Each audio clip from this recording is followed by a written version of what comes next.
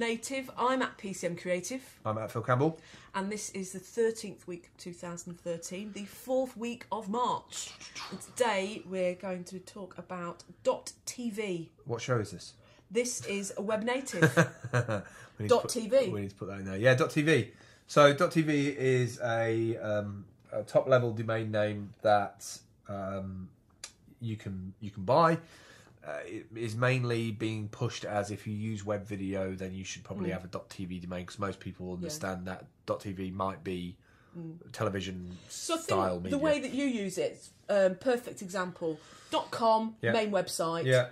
.tv, the web content TV channels. Just the same as .org tends to be organisations. .gov are government organisations. Those top-level domains, there tends to be some rules about how you can get hold of them. It tends to be how your web address, no, not your web address, your email. So .gov or a school or .edu, you can't get those unless you've got the right institution set up with your email. So why should we be interested in .tv?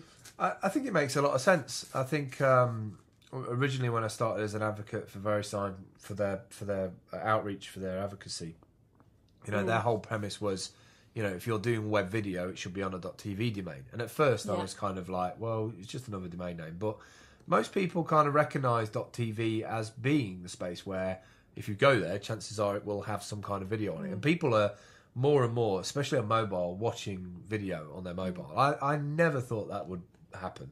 And it's contribution to the economy of the countries as well, isn't it? Because .tv must be some little island in Indonesia somewhere. Well, I think, it's funny. It's funny how that was part of my stipulation in my sort of contract, is that we don't talk about the place, because from a legal perspective, as an advocate, as a legal perspective, it's sort of it starts a massive big conversation off about that. Now I don't know the reasons why, but it's I think it was it is some place called Tavulva or something, something like that. It's some crazy place.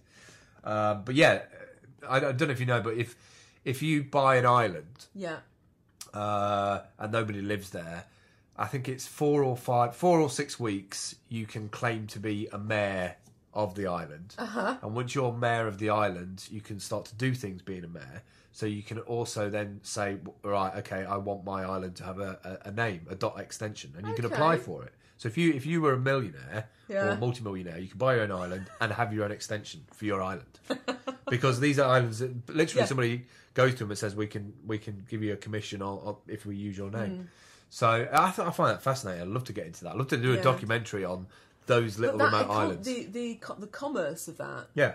But so in particular, what's the evolution of people understanding what this .tv content is? What is it taking us to? It's about segmentation, isn't it, really? It's about segmentating, like, you have a business. Most businesses have a service to offer. Now what we're seeing on the web is that we have all these multi-connected devices like TVs, smartphones, mobile phones, and really all you're doing is redirecting people to relevant It's an extension of community TV as well. That's what I like about it, that you've got terrestrial, you've got broadcast, and to be on a satellite channel, there's some very, very high standards that you need to apply to, and being able to do your own .tv and create your own community channel, I think is really powerful, and especially with Seller 54 wanting to bring together community bloggers.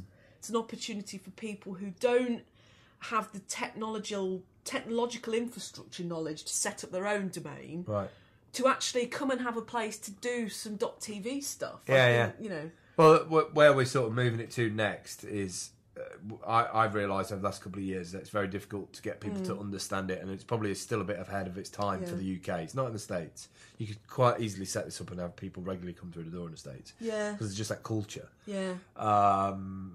So one of the ways we're doing it is we're setting up Creative Quarter.tv, which is to talk about not only our studio but the independents, because the independents are the places that we visit the most for coffee and food and whatever. And there's independents across the city, and I think the city deal as well, although it's got a showcase focus on the Creative Quarter, it is about Nottingham City. It's not just about this little tiny area of the city. That's it for this week. We will catch up with you next week. I have no idea how much time we've got left because there's a request that popped up on the screen. We'll catch up with you soon. See you Cheers. later. Bye.